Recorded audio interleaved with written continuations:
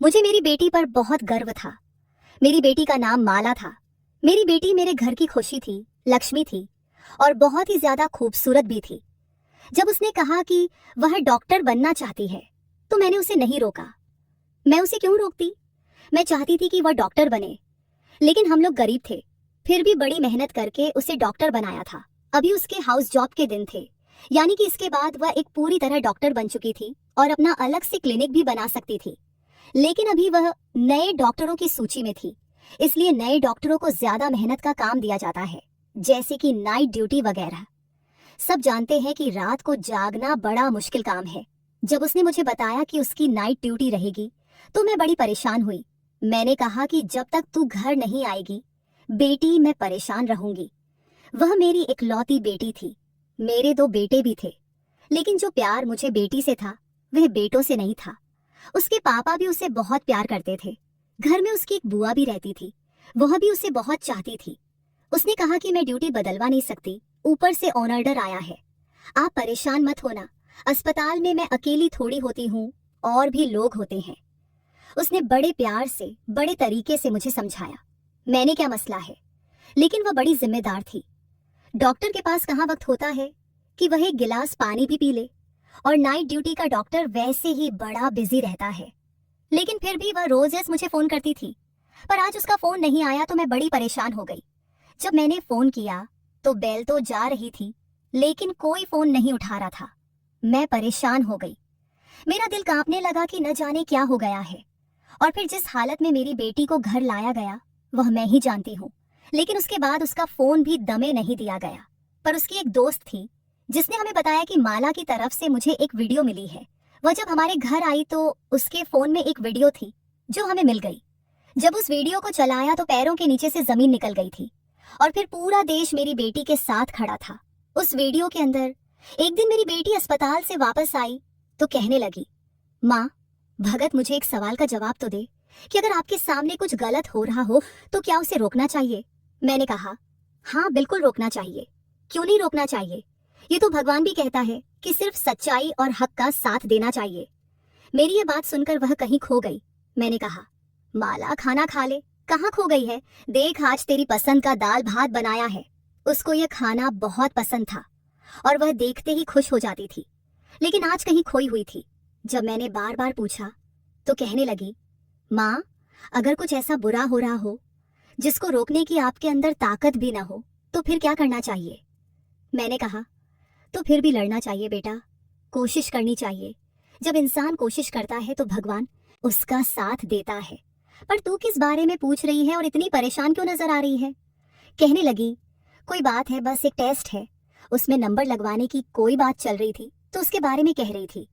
मुझे उसकी इस तरह की बातें समझ नहीं आती थी, क्योंकि मैं ज्यादा पढ़ी लिखी नहीं थी, और फिर वह तो डॉक्टर बन रही थी। बस मैं चुप करके सुन लेती थी। लेकिन जब भी मुझसे कोई बात पूछती थी तो मैं उसका जवाब अपनी तरफ से अच्छे तरीके से ही देने की कोशिश करती थी। मुझे मेरी बेटी से बड़ा प्रेम था। हम लोग बड़े गरीब थे। उसके लिए मैंने अपना जेवर बेचा था और बड़ी मुश्किल से उसकी फीस भरी थी। मुझे उससे बहुत प्यार था। वह एक अच्छी बेटी और अच्छी इंसान थी। एक दिन वह बालकनी में खड़ी थी जब अचानक से डर गई और भागती हुई नीचे आ रही थी कि मुझसे टकरा गई। मैंने कहा, क्या हो गया बेटा, तू इतनी परेशान क्यों लग रही है? सब अच्छा तो है ना? उसने कहा, एक लड़का खड़ा है। मैंने कहा, कहाँ खड़ा है? कहने लगी, हमारे घर के नीचे। मैंने कहा, तो क्या हो गया? यहाँ पर तो बहुत सारे लोग आते जाते हैं, कुछ खड़े होते हैं, कोई फोन पे बात करता है, इसमें परेशान होने की क्या बात है? उसने कहा, आप मेरी बात समझी नहीं। वह ना रोज यहाँ पर आता है और हमारे घर की तरफ देखता है। जैसे ही मुझे देखता है दूर दूर से मुस्कुराता है। पता नहीं क्या सोचता है। मैंने कहा, जब तक वह दूर खड़ा है वह कुछ भी कर सकता है, मुझसे रोक भी नहीं सकते। अगर वह तुझे कोई बात कहे तो तू उसका मुंह तोड़ देना। मैंने कहा, ठीक है। और मैं बालकनी में खड़ी थी जब वह घर से निकली, क्योंकि आजकल उसकी नाइट ड्यूटी होती थी, इसलिए वह शाम को ही जाया करती थी। जब वह बाहर निकली तो आज उस लड़के ने उसका रास्ता रोक लिया। मैं दूर से यह सब कुछ देख रही थी। पहले वह लड़का कुछ बोला, फिर माला ने कुछ कहा और फिर उसने उस लड़के के मुंह पर थप्पड़ मार दिया। वह फिर हाथ रखकर एक तरफ को चला गया और माला अस्पताल के लिए रवाना हो गई। मैं पूरा दिन सोचती रही, ये लड़का कौन था? मेरी बेटी को उसने क्या कहा? आज उसने मुझे फोन भी नहीं किया। वह रोज मुझे फोन करती थी। जब शाम को वापस आई तो मैंने उससे पूछा, वह लड़का क्या कह रहा था? कहने लगी, तो वह बुरा लड़का नहीं है। मैंने कहा, बुरा लड़का नहीं है तो फिर तूने उसे थप्पड़ क्यों मारा? तो माला ने कहा, जब मैंने उसे थप्पड़ मार दिया मुझे बाद में पता चला कि वह बुरा नहीं है। वह अस्पताल में किसी औरत के साथ आया था, तब से उसने मुझे देखा था। कहता है कि आप मुझे बहुत अच्छे लगते हैं। उसने यह बात बड़ी इज्जत से की थी, वरना किसी और तरह से भी कह सकता था। लेकिन उसने तो मुझे गुस्सा आ गया और मैंने उसके मुंह पर थप्पड़ मार दिया। लेकिन जब मैं जा रही थी तो उसने पीछे से ऐसी बात की कि मैं हैरान रह गई। मैंने पूछा, क्या बात की? तो कहने लगी, माँ, उसने कहा था कि चाहे तुम मुझे रोज एक थप्पड़ मारो, मैं फिर भी रोज तुम्हें देखने के लिए यहाँ आऊंगा, क्योंकि जब तक मैं तुम्हें देखूं नहीं मेरा दिल नहीं गुजरता। ऐसी बात तो कोई वही कर सकता है ना जो आपको सच्चा प्रेम करता हो। मैंने कहा, तू भी कितनी मासूम है, तूने एक पल में यह अंदाजा कैसे लगा लिया कि वह सच्चा प्रेम करता है? जो मर्द होते हैं ना, इनको पता होता है कि औरतें बातों से खुश होती हैं, इनको बड़े बड़े बातें करने आते हैं। अगर इतना ही दम है उसमें तो उसको कह दे कि मेरा घर रिश्ता भेज दे। मैंने कहा कि यह बात बिल्कुल ठीक रहेगी, पर माला कहने लगी कि ऐसे कैसे वह रिश्ता भेज दे, और अगर उसने रिश्ता भेज दिया तो क्या आप मान जाओगी? मैंने उसे समझाया कि हाँ, मैं मानूंगी, लेकिन अगर वो इस काबिल हुआ। हम तुझे डॉक्टर बना रहे हैं, तेरी शादी किसी आम आदमी से थोड़ी करेंगे। अब माला रोज वहां से गुजरती थी और वह पहले से ही खड़ा होता था। उसे कुछ कहता नहीं था, कुछ बोलता नहीं था, लेकिन वो दोनों एक दूसरे को देखते थे। माला के अंदर मुझे कुछ तब्दीली नजर आने लगी थी। मुझे ऐसा लगता था कि जैसे वह भी उस लड़के को पसंद करने लगी है, क्योंकि जब वह वहां से गुजरती तो उसके चेहरे पर मुस्कान होती थी और आजकल वह काफी तैयार होकर जाती थी। वह जिस अस्पताल में काम करती थी पहले वहां पर पढ़ाई करती थी, इसलिए कभी तैयार होकर नहीं गई। कहती थी कि स्टूडेंट हूँ, स्टूडेंट्स को मेकअप करने की इजाजत नहीं है। और उसके बाद उसकी आदत बन गई, क्योंकि वहां पर ऐसा कोई था नहीं जो उसको जानता नहीं था, तो वह उसके सामने अच्छी दिखना चाहती थी। लेकिन जिसके सामने अच्छी लगना चाहती थी वह घर के सामने ही खड़ा होता था, इसलिए घर से तैयार होकर जाती थी। उस लड़के के बारे में मैंने थोड़ा सा पता करवाया था, क्योंकि वह हमारे घर के सामने खड़ा होता था, तो इतना तो पता होना चाहिए। मैंने अपने छोटे बेटे से पता करवाया था, उसने कहा था कि इसका नाम राम है और यह सामने वाले घर में रहता है। सामने वाले लोग तो बहुत अच्छे थे, पूरे मोहल्ले वाले उनको जानते थे और कहते थे कि अच्छे लोग हैं। और मैंने कहीं यह भी सुना था कि उनका एक ही बेटा है और उसकी माँ को अपने बेटे पर बड़ा गर्व है। लेकिन यह बेटा यहाँ क्या करता रहता था? मेरे छोटे बेटे ने शायद गलती की हो, किसी और के बारे में पता करके आ गया हो। एक दिन बहुत बारिश हो रही थी। माला अपने कमरे की बालकनी में खड़ी थी और सामने ही वह लड़का खड़ा था और बारिश में भी गीला हो रहा था। मैं उसके लिए चाय लेकर आई तो मैंने भी यह सब देख लिया। मुझे कहने लगी कि देखो ना, सर्दियों की पहली बारिश है और यह कैसी हरकतें कर रहा है। मैं भी हैरान हुई, लेकिन मैंने अपनी बेटी को कहा कि तू क्यों इतना सोच रही हो, ये तो उसकी अपनी मर्जी है। तुम अपने कमरे में आकर बैठ जा, बाहर मत खड़ी हो, नहीं तो सर्दी लग जाएगी। मेरे सामने तो बढ़त कमरे में आ गई, लेकिन मुझे थोड़ी देर बाद महसूस हो गया कि वह फिर से जाकर बालकनी में खड़ी हो गई थी। उसी से प्रेम करना कोई बुरी बात नहीं है, लेकिन कभी कभी आप सही फैसला नहीं कर पाते और आपके जीवन में गलत आदमी आ जाता है और फिर आपकी सारी जिंदगी खराब हो सकती है। इसलिए सोच समझकर फैसला करना चाहिए। हमारे परिवार और जानने वाले मेरे ऐसे लोग थे जो माला से शादी करना चाहते थे। कुछ लोग ऐसे थे जो पहले हमारे घर आना भी पसंद नहीं करते थे, लेकिन अब जब से उनको पता चला था कि माला डॉक्टर बन गई है तो वे करीब आने की कोशिश कर रहे थे। हमारे छोटे से शहर से डॉक्टर बनना आसान बात नहीं थी।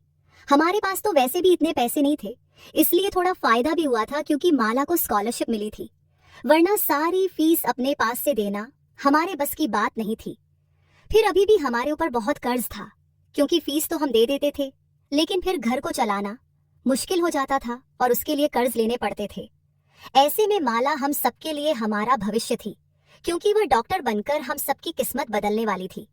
उसके भाई छोटे थे, बड़े नहीं थे, उसने ही अपने भाइयों के लिए कुछ करना था। भाई उसके लिए कुछ नहीं कर सकते थे, इसीलिए मैं अपनी बेटी को बहुत संभाल कर रखना चाहती थी और यह भी चाहती थी कि उसका जीवन साथी अच्छा इंसान बने, जो उसको हमसे दूर नहीं बल्कि माला से बहुत ज्यादा प्रेम करे। माला बहुत अच्छी इंसान थी, वह किसी का भी दिल जीत सकती थी, लेकिन सामने वाला भी तो इस काबिल होना चाहिए। एक दिन वह मुझे कहने लगी कि माँ, मुझे आपसे बड़ी जरूरी बात करनी है, जो मेरे बारे में है, मेरे भविष्य के बारे में है, मेरे जीवन साथी के बारे में है। मैंने कहा कि हाँ बोल, तुझे क्या बात करनी है।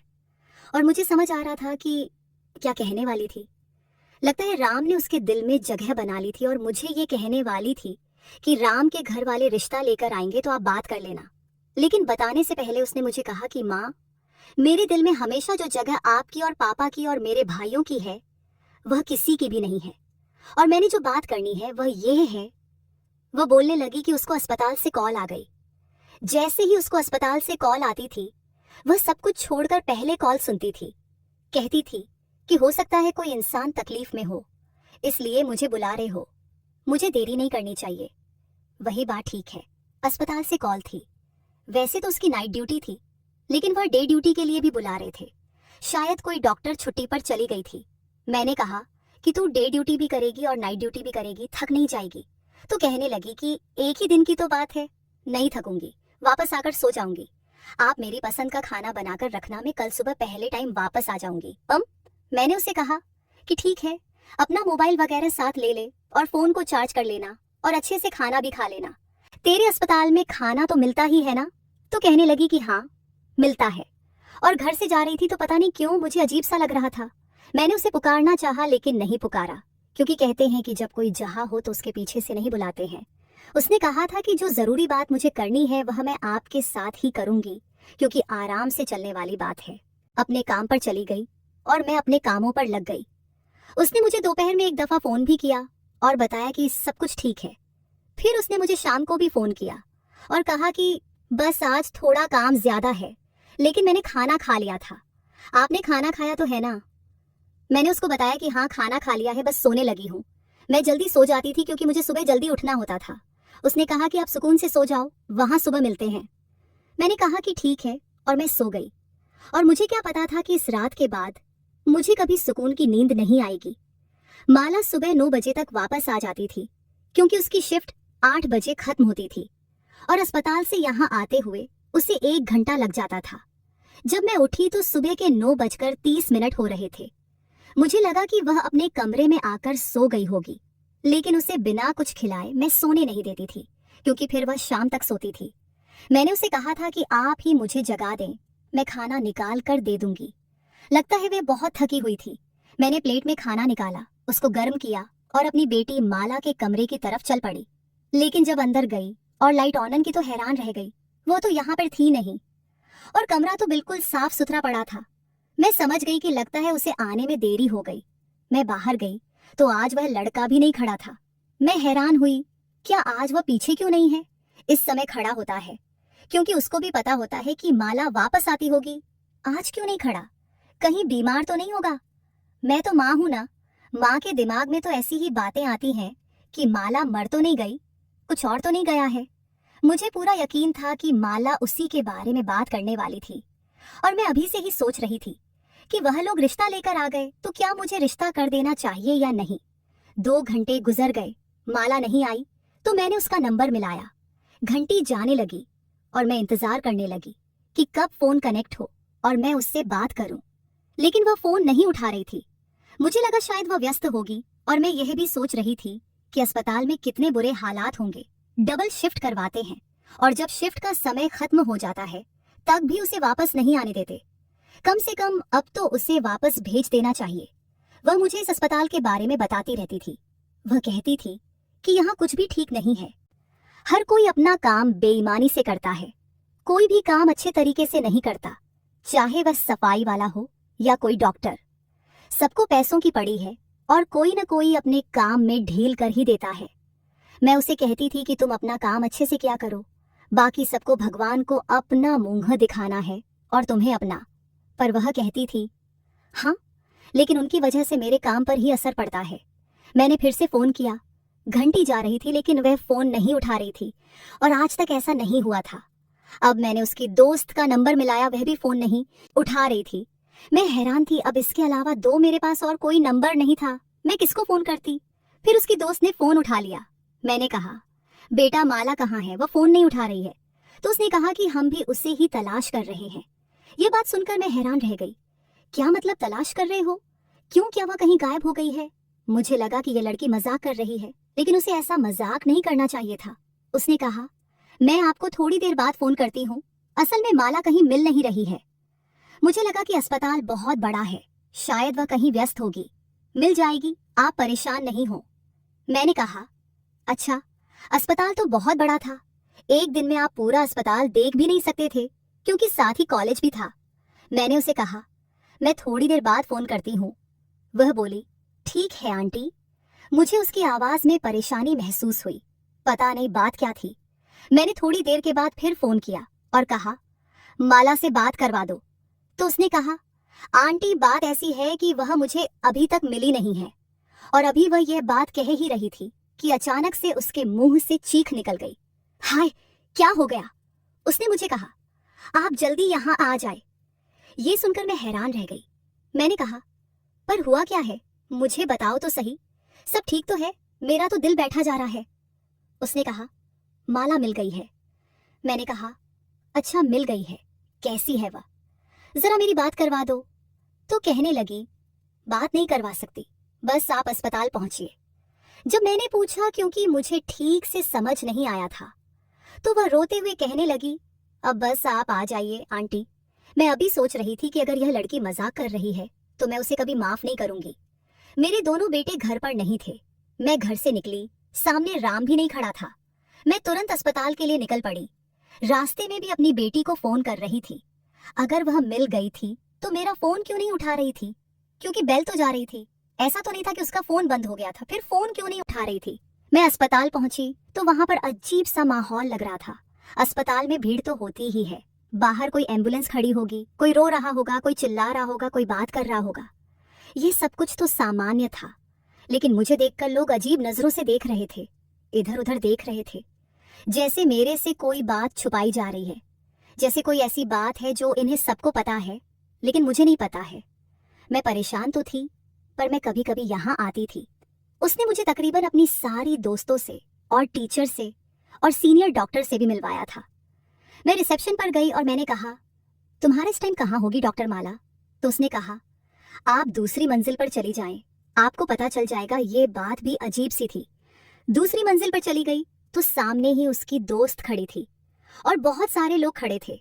अजीब सा शो डाला हुआ था, पांव रखने की जगह नहीं थी।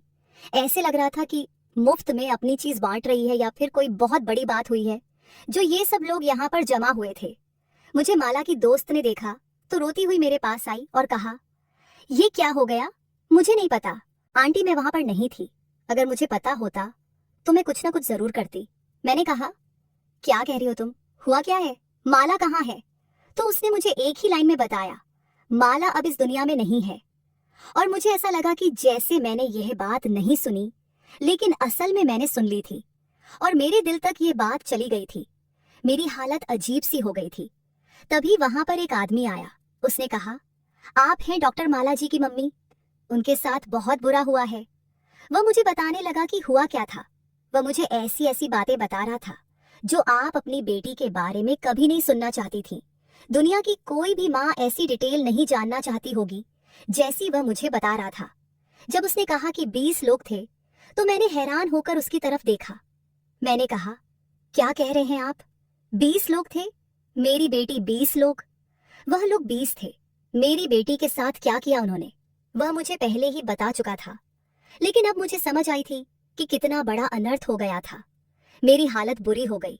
मुझे बस दूर से माला की एक झलक दिखाई गई और उसके बाद मुझे पीछे कर लिया गया और बॉडी को पोस्टमार्टम के लिए ले गए। मेरी हालत इतनी बुरी हो गई थी कि मैंने चीखना शुरू कर दिया। मुझे उसकी दोस्त ने संभाला। मेरे चिल्लाने की आवाज पूरे अस्पताल में गूंजने लगी थी। सबको पता चल गया था कि क्या लग रहा है, माला की माँ आ गई है। उन लोगों का कहना था कि नाइट ड्यूटी पर थी और उसके बाद अचानक से कहीं गायब हो गई। उसको कोई मरीज बुलाने के लिए आया था अलीघू। फिर हम लोग उसे सुबह ढूंढते रहे, ललाश करते हुए। हमें नहीं मिली और फिर एक अंधेरे कमरे में वह हमें ऐसी हालत में मिली। हमें लगता है कि उसके साथ ये सब कुछ करने वाले 20 लोग थे, लेकिन वो कौन थे, कहाँ से आए थे, ये किसी को नहीं पता। और वह अब इस दुनिया में नहीं है। लगता है उसने खुदकुशी कर ली है। अस्पताल वालों ने हमें बहुत तंग किया, बहुत जलील किया। हमें बॉडी नहीं दे रहे थे। कभी कह रहे थे आपकी बेटी ने लगता है अपने किसी दोस्त को बुलाया था और मामला खराब हो गया। कभी कह रहे थे कि एक दोस्त नहीं था, 4-5 लोग थे, यानी कि बॉयफ्रेंड थे। कभी कोई बात करते और जो बॉडी की हालत थी वह हम ही जानते थे। किसी तरह से आखिरी रीति रिवाज किए गए, लेकिन अब हमारे पास कोई सबूत नहीं था। सारा देश हमारे बेटी के लिए खड़ा था, सब उसकी तरफ से इंसाफ सांग रहे थे, लेकिन हमारे पास ऐसा कोई भी सबूत नहीं था जिससे हमें यह पता चले कि हुआ क्या था। अस्पताल वालों ने जो रिपोर्ट जारी की थी उसमें लिखा था कि डॉक्टर माला ने आत्महत्या कर ली है, लेकिन वह ऐसा कैसे कर सकती थी? वह तो मुझे कुछ बताना चाहती थी, घर से हंसती हुई निकली थी, इसकी आंखों में ढेर सारे सपने थे, तो फिर एक ऐसा इंसान कैसे आत्महत्या कर सकता है? वह डिप्रेशन में नहीं थी, वह बिल्कुल ठीक थी, उसके साथ कुछ मसला नहीं था। हमने कहा कि उसका फोन कहाँ है, वह हमें दे दें, उसका बैग वगैरह दे दें। उन्होंने हमें सारी चीजें वापस कर दी। उसकी चीजें ऐसी थीं जो टूट चुकी थीं, लेकिन उन्होंने हमें माला का फोन नहीं दिया। हम हैरान हुए कि फोन क्यों नहीं दिया, तो कहने लगे ये सबूत के तौर पर हमारे पास रहेगा। लेकिन उन्होंने राहुल का क्या करना था? जब खुद कह रहे थे कि आत्महत्या ही है, तो फिर सबूत किसको दिखाना था? बहुत कोशिश की थी, किसी तरह उसका फोन मिल जाता, क्योंकि फोन से ही पता चल सकता था कि उसकी जिंदगी में क्या चल रहा था। लेकिन उन्होंने उसका फोन हमें नहीं दिया। इस बात को 3 दिन गुजर गए थे और 3 दिन से मैंने राम को भी नहीं देखा था। क्या उसको पता नहीं था कि माला के साथ क्या हुआ था? वह तो इस दुनिया से भी चली गई थी, ये बात तो सारे देश में फैल चुकी थी, तो फिर उसको क्यों नहीं पता था? लगता है वह डर गया था और अपने कमरे में बैठा था, बाहर नहीं निकलना चाहता था कि उसे भी पूछताछ न हो जाए, क्योंकि पता नहीं कितनी दफा यहाँ पुलिस आई थी। मेरी जो हालत थी मैं नहीं जानती हूँ। एक तो मेरी जवान बेटी, जिसको मैंने मुश्किल से डॉक्टर बनाया, इस दुनिया से चली गई है, और यह जानती हूँ कि वह कैसे गई। मुझे रातों को नींद ही नहीं आती थी, मैं पूरी पूरी रात रोती रहती थी। सब लोग इंसाफ मांग रहे थे, लेकिन जो मेरे साथ हुआ था वह कभी ठीक नहीं हो सकता। मेरी बेटी तो कभी वापस नहीं आ सकती। हमारे घर की लक्ष्मी, मेरी बेटी, इस दुनिया से चली गई, अब उसे कभी वापस नहीं आना था। इंसाफ मिलता तो किसको मिलता? एक माँ के लिए हिसाब क्या हो सकता है? क्या मुझे मेरी बेटी को ही वापस लाकर दे सकता था? 1 हफ्ता गुजर गया तो माला की दोस्त अचानक हमारे घर आई और उसने कहा कि मुझे माला की तरफ से एक वीडियो मिली है। उसने कहा कि शायद माला ने उसी वक्त यह वीडियो भेजी थी, लेकिन मैंने भी नहीं देखी थी। मैं बहुत व्यस्त हो गई थी और डर भी गई थी, क्योंकि मुझे धमकाया गया था और कहा गया था कि अगर कुछ कहा तो अंजाम अच्छा नहीं होगा। उसने बताया, मेरे पास माला की आखिरी वीडियो है, इसके अलावा हमारे पास उसकी कोई याद नहीं है। वीडियो 45 मिनट लंबी है, मैंने अब तक देखी नहीं है, लेकिन मैंने सोचा कि आपको बताना जरूरी है। हमने तुरंत वीडियो को टीवी के साथ कनेक्ट किया ताकि सभी लोग देख सकें। सभी माला को दिखना चाहते थे, लेकिन जब वीडियो देखी तो हम हैरान रह गए। ऐसा लग रहा था जैसे यह वीडियो उस पल की है जब वह सब लोग वहां से चले गए थे। माला की कसम खाकर कह रही थी कि वह जिंदा थी और उसने यह वीडियो बनाकर अपने दोस्त को भेज दी थी। शायद उसने इसे अपने अकाउंट से डिलीट कर दिया था, इसलिए उन लोगों ने अब तक हमसे नहीं पूछा कि क्या आपको कोई वीडियो मिली है या नहीं। उसकी हालत बहुत बुरी थी, उसके चेहरे से साफ झलक रहा था कि वह दर्द में थी। वह कह रही थी कि अस्पताल वाले कुछ बहुत बुरा कर रहे हैं, मुझे सब पता चल गया है, इसलिए उन्होंने मेरे साथ यह सब किया ताकि मुझे चुप कराया जा सके। मरीजों के साथ अच्छा नहीं हो रहा है, बहुत से बुरे काम हो रहे हैं अस्पताल में। थोड़ी और जानकारी देने के बाद उसने कहा, माँ मुझे माफ कर देना, और रात से भी कहना कि मुझे माफ कर दे। मैंने उससे शादी करने का वादा किया था और मैं तुमसे यही बात करने वाली थी, लेकिन अब मैं जिंदा नहीं बच सकूंगी, कोई मुझे नहीं बचा सकेगा। वह अपने भाइयों के नाम लेने लगी। परेशान नहीं होना और तुम लोग मेरा बहुत ख्याल रखना। आखिरी में उसने कहा, मैं तुम सबसे बहुत ज्यादा प्यार करती हूँ, तुम सब मेरे लिए बहुत खास हो। जहां भी रहूंगी तुम सबको याद करती रहूंगी, मेरे लिए उदास मत होना। यह वीडियो देखकर मेरा दिल बहुत दुखी हुआ।